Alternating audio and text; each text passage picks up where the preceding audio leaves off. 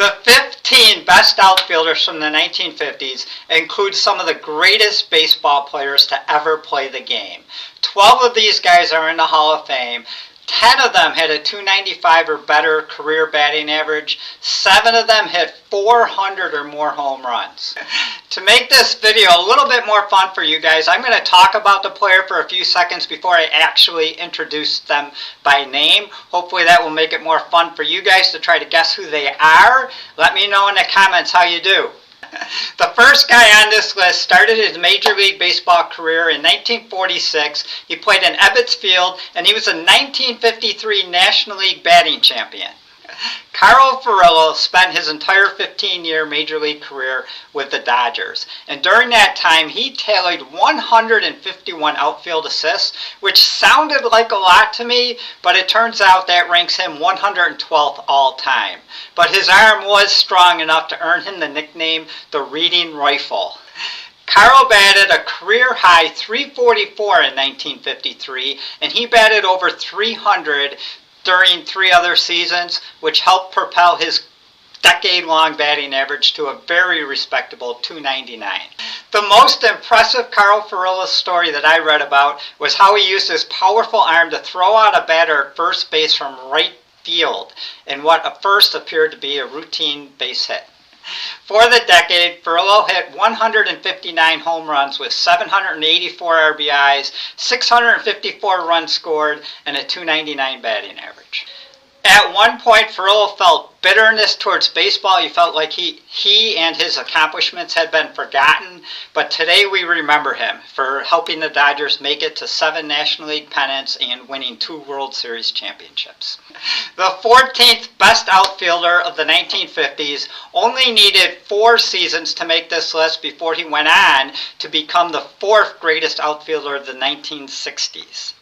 In his rookie season of 1956, he hit 38 home runs and scored 122 runs for the Cincinnati Redlegs, and that season Frank Robinson was named the National League Rookie of the Year. In 1957, Robinson hit .322 with 29 home runs, and then in 1958 he hit 31 home runs and won his first Gold Glove. In 1959, he raised his batting average back over .300 while hitting 36 home runs and finishing second in the National League with 125 RBIs. In Robinson's very short decade, he hit 139 home runs while batting in 366 RBIs. He scored over 400 runs, and he maintained a batting average of .299. Frank Robinson didn't finish playing ball until 1976, and during his 21-year career, he established himself as one of the all-time greats. When it was all said and done, Robinson finished his career with nearly 600 home runs. He had over 1,800 runs scored. He had over 1,800 RBIs, and he finished with a career batting average of .294. Robinson was a 2-time MVP, and he finished in the top 5 for MVP voting 6 times. The next guy up was the 1958 American League MVP, and while playing for the Boston Red Sox, he led the league in RBIs 3 different seasons. Jackie Jensen started his career in 1950 with the New York Yankees, but for some reason he got very little playing time with the Bronx Bombers. He was traded to Washington, and he immediately became an all-star.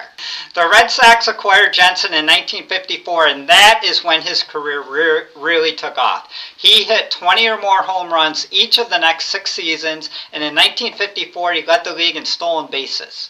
During his MVP season of 1958, Jensen hit 35 home runs with 122 RBIs, and his on-base percentage was just shy of .400.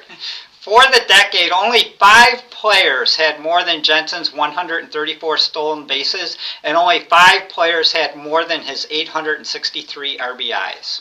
He also had 186 home runs, he scored 746 runs, and he had a batting average of .281. With an intense desire to spend more time with his family and an uncontrollable fear of flying, Jensen retired at the end of the 1959 season, at the age of just 32. With the help of hypotherapy, Jensen attempted a comeback in 1961, but his frequent airport panic attacks were unbearable, and he ended up retiring again, and this time for good. Jackie Jensen is a member of the Boston Red Sox Hall of Fame. The next guy on our list, starting in 1946 with the Pittsburgh Pirates, led the National League in home runs for an unbelievable 7 consecutive seasons. For 5 of those 7 league-leading seasons, Ralph Kiner hit 40 home runs or more, and twice he was over 50. Before Kiner had even played a single Major League Baseball game, Pirates manager Frankie Frisch announced that he was going to be the best outfielder the Pirates had ever had. For a full decade, Kiner was the premier home run hitter in the National League. He was the first National League hitter to hit 50 home runs in a season twice, and he was also the first National League hitter to hit home runs in 4 consecutive at-bats twice. Kiner was a star off the field also, dating Hollywood actresses such as Elizabeth Taylor and playing golf with the likes of Jack Lemmon. Kiner had to retire because of back injuries after the 1955 season, but 10 seasons was all he needed to make the Major League Baseball Hall of Fame. In just 6 seasons during the 1950s, Kiner was able to hit more than 200 home runs with 557 RBIs and nearly 600 runs scored. After Kiner's playing career, he was hired to do the announcing for the expansion New York Mets, and he jokingly said later that the Mets looked into his background and decided to hire him because he had a background in losing. Oh man. Okay, the 11th best outfielder of the 1950s was a 3-time All-Star. He is in the Baltimore Orioles Hall of Fame because of his managerial career. With the New York Yankees, he won 7 World Series championships, and one more clue, his name is not Mickey Mantle. Hank Bauer, in the 1951 World Series, Game 6, he hit a 3-run triple to give the New York Yankees a 4-3 victory, and that day the New York Yankees clinched their 3rd consecutive World Series championship. From 1956 to 1958, Bauer hit safely in 17 consecutive World Series games, which still stands as a World Series record. And in 1958, he hit 4 home runs during the World Series. In 1954, Hank Bauer led All-American Leaguers with 9 triples. And in 1954 and 1955, both he led all right fielders in fielding percentage. Bauer's best season might have been 1955 when he had 20 homers, he scored 97 runs, and he had an on-base percentage of .360. For the decade, Bauer hit 147 homers, he had exactly 600 RBIs, he had 730 runs scored, and his on-base percentage was .348. At the end of the 1959 season, the New York Yankees traded Hank Bauer to the Kansas City Athletics for a man named Roger Maris. The 10th man on this list over the course of his career was selected to 15 All-Star games, and then in the 1968 World Series he batted .379 with 8 RBIs to help the Detroit Tigers win that season's World Series championship. Al Kaline in 1954 placed 3rd in that season's Rookie of the Year voting. Then in 1955, with a league-leading 200 hits and a league-leading .340 batting average, placed 2nd behind Yogi Berra for that year's MVP. In 1956, his 27 homers, 128 RBIs, and his on-base percentage of .383 landed him 3rd in MVP voting. In just 6 full seasons during the 1950s, Al Kaline hit .313 or better 4 times. He had over 80 runs scored 5 times, and he had over 80 RBIs 5 times. Kaline signed with the Tigers in 1953 directly out of high school, and 27 years later, in 1980, he would be inducted into the Major League Baseball Hall of Fame. Over the course of his career, Kaline hit over 309 times, and he hit 20 or more home runs 9 times. He was a 10-time Gold Glove winner. He was a member of the 3,000 Hit Club, and he was just 1 home run shy of being a member of the 400 Home Run Club. Kaline was just the 10th Major League Baseball player to be inducted into the Hall of Fame in his first year of eligibility, and Billy Martin referred to him as Mr. Perfection. In 2022, The Athletic named Al Kaline as the best baseball player in Detroit Tigers history. If you think Al Kaline's numbers are impressive, the number 9 player on this list was selected to 21 consecutive All-Star games during the course of his career. He was a 1957 MVP, and in the 1950s alone, he won 2 National League batting titles. In 1970, Mickey Mantle said that Hank Aaron was the greatest ball player of his era. Mantle may have been correct, but as for outfielders in the 1950s, Hank Aaron ranks 9th. Aaron only played 6 seasons in the 1950s. In 1954, he finished 4th in the National League Rookie of the Year voting. In 1955, he started a streak of 21 consecutive All-Star appearances. In 1956, 1957, and 1959, he finished 3rd in National League MVP voting. In 1957, with 118 runs scored, 44 homers, 132 RBIs, and a .322 batting average, Hank Aaron was the National League MVP. In the 1950s alone, he won 2 batting titles. He had more than 30 home runs 3 times. He had more than 100 RBIs 3 times, and he had more than 100 runs scored 5 times. For the decade, in just 6 seasons, he had 179 home runs. He scored more than 600 runs. He had more than 600 RBIs, and his decade-long batting average of .322 was 3rd, only trailing Stan Musial and Ted Williams. And of course, Hank Aaron went on to have one of the greatest baseball careers of all time. He hit over 40 home runs 9 times. He scored over 100 runs 15 times. He had 100 RBIs or more 11 times, and over the length of his 23-year career, he had a batting average of .305. At the time of his retirement, he was the all-time home run king, and he is still to this day the all-time RBI king. In April of 1947, Jackie Robinson became the first African American to play Major League Baseball. The 8th man on this list started his baseball career in July of 1947, and he was the 2nd African American to play Major League Baseball.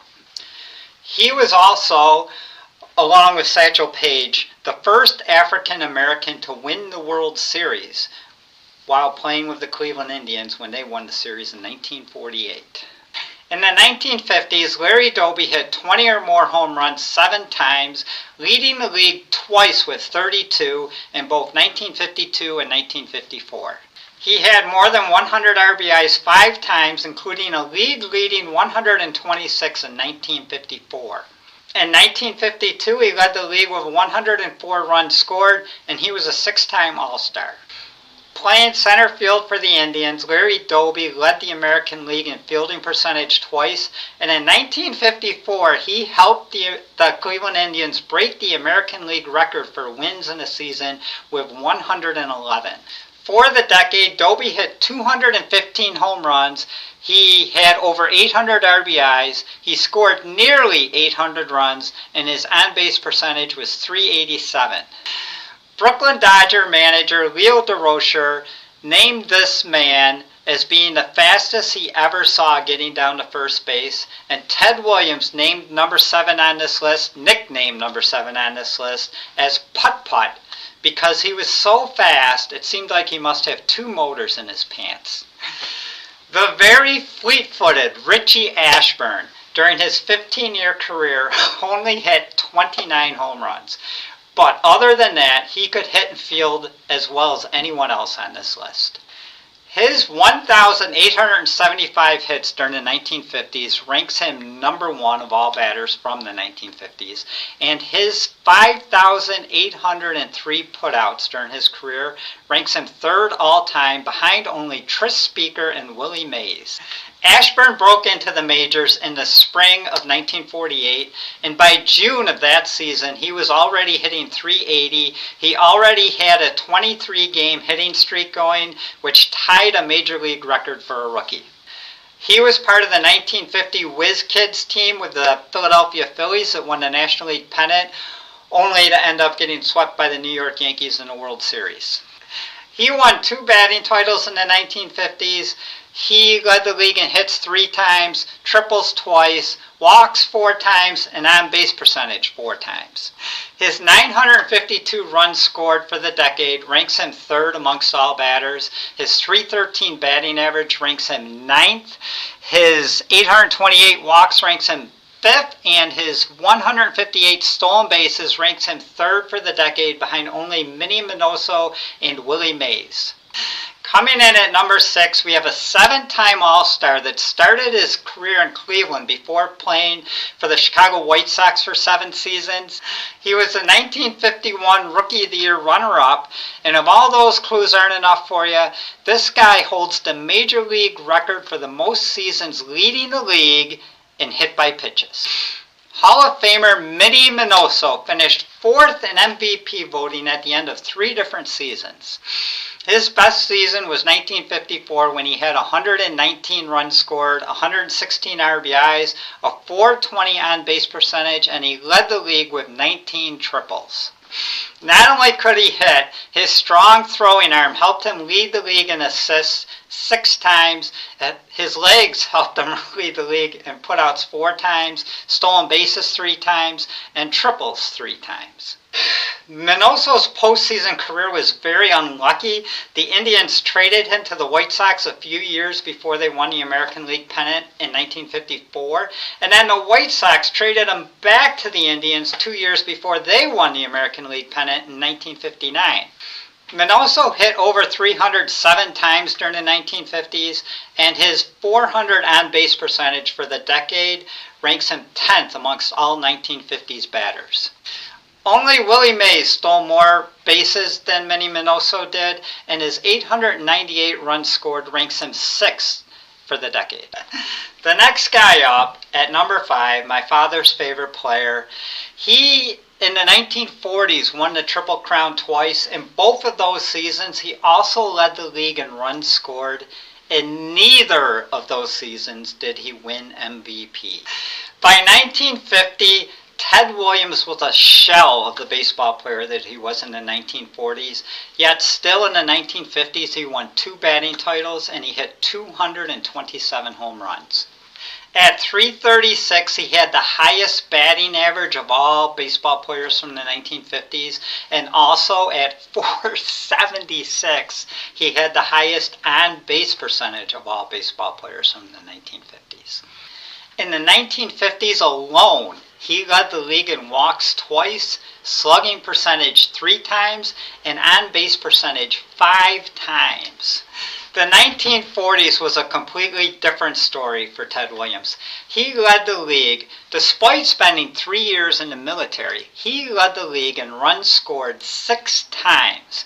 He led the league in home runs 4 times, RBIs 3 times, walks 6 times, and he led the league in on-base percentage all 7 years that he played in. In 1941, he famously hit 406, and nobody has hit over 400 in the 83 years since. Ted Williams started his Major League Baseball career in 1939, and all he did his rookie season was hit 31 home runs with a league-leading 145 RBIs. He scored 131 runs, he had 107 walks, he had a batting average of .323, and his on-base percentage was .436. As a rookie, for his career, Ted Williams won 2 MVP awards, and he finished runner-up 4 other times. He had 521 home runs. He had over 1,800 RBIs. He had nearly 1,800 runs scored. He had a career batting average of .344, and his on-base percentage, his career on-base percentage of .482 is the highest of all time. Number 4 on this list is another man that actually was a better baseball player in the 1940s when he won 3 MVP awards and finished runner-up a 4th time. And actually going by my own rules, he should have been on my first baseman's list because he played 10 more innings at first base during the 1950s than he did as an outfielder. But I messed up a little bit, so he will be on this outfielders list. Just like Ted Williams, by 1950, Stan Musial's best baseball seasons were behind him. All he did in the 1950s was win 4 batting titles. He led the league in doubles and runs scored 3 times each, and his decades-long batting average of .330 is second only to Ted Williams.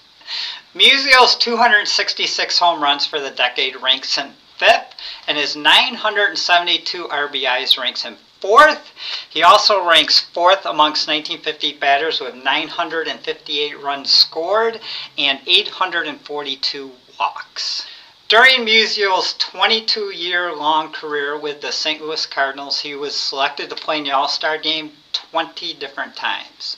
Musial's 725 career doubles ranks him 3rd all-time behind only Tris Speaker and Pete Rose, and his 3,650 hits ranks him 4th all-time behind only Rose, Ty Cobb, and Hank Aaron.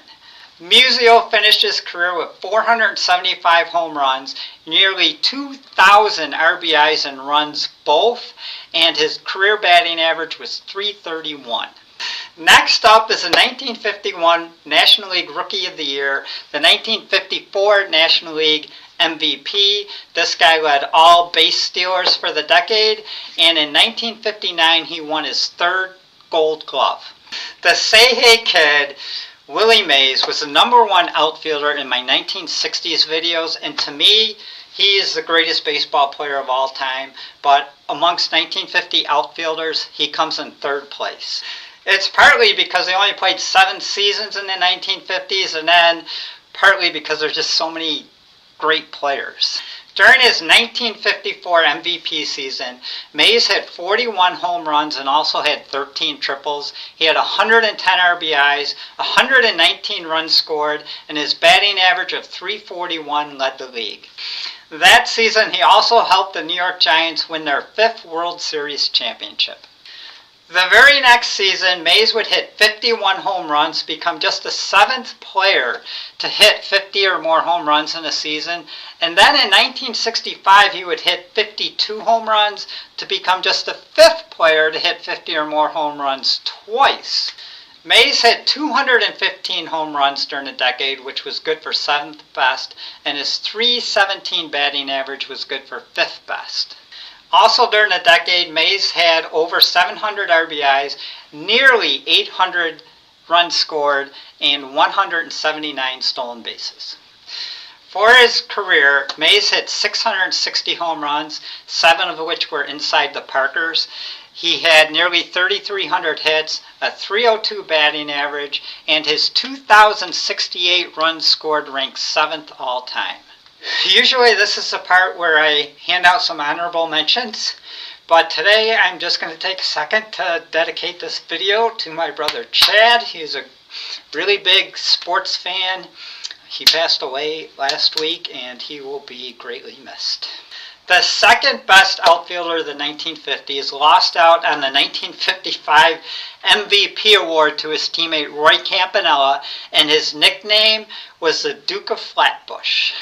Beginning in 1953, Duke Snider hit 40 or more home runs in 5 consecutive seasons. It was a streak that wouldn't end until Brooklyn moved to LA in 1958 and they started playing in a much larger stadium. In the 1950s, nobody hit more home runs than Duke Snider's 326, and also in the 1950s, nobody had more RBIs than Duke Snider's 1,031. Only one person had more than Duke Snider's 970 runs scored. Snider batted .308 for the decade, he had an on-base percentage of .390, and he made 7 All-Star teams. Snider helped the Dodgers win 6 National League pennants during his playing days. They won 2 World Series championships. His postseason batting average was .286 and he smacked 11 World Series home runs. Last but not least, the 1956 Triple Crown winner, 8-time All-Star during the 1950s, Mickey Mantle.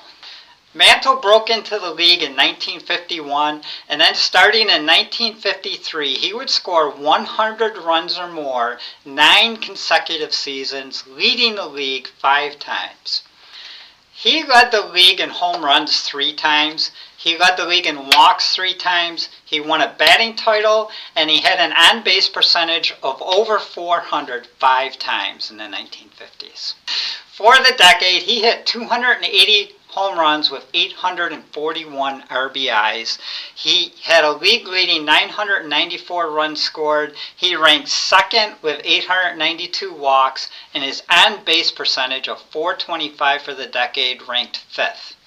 During his 18-year career, the New York Yankees won the American League pennant 12 times and the World Series 7 times.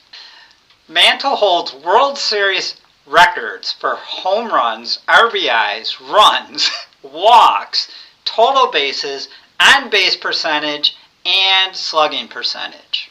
I could go on all day long talking about Mickey Mantle, but rather than do that, I thought it might be better if I just share some of his own personal quotes. If I knew that I'd lived this long, I'd have taken better care of myself. He died at the age of 63 in 1995. It was all I lived for, to play baseball.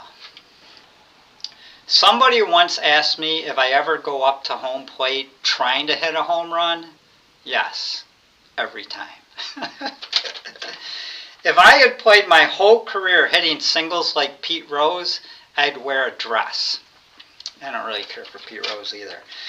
Hitting the ball was easy. It was the running of the bases that was hard for me. He had really bad knees. When Mantle was asked how he felt about Reggie Jackson passing him in career home runs, he replied to the reporter, I love this, "Where were you 5 years ago when he passed me in career strikeouts?"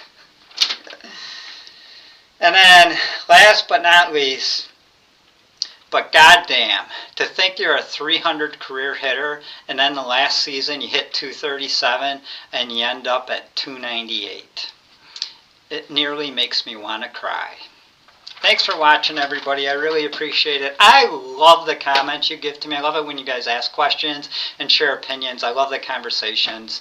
I really look forward to them. Thank you.